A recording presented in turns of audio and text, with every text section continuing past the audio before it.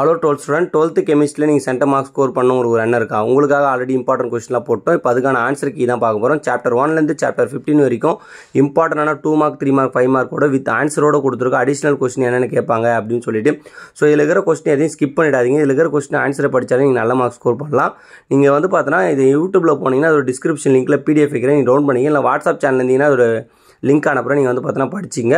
So இதில் இருக்கிற எந்த ஒரு கொஸ்டின் ஸ்கிப் பண்ணிடாமல் படிச்சிங்க. சாப்டர் 1லேருந்து சாப்டர் 15 வரைக்கும் இதே போல் தவம் எடுத்து வேணும்னா சொல்லுங்கள், அடுத்து வந்து பார்த்தீங்கன்னா அப்லோட் பண்ணலாம்.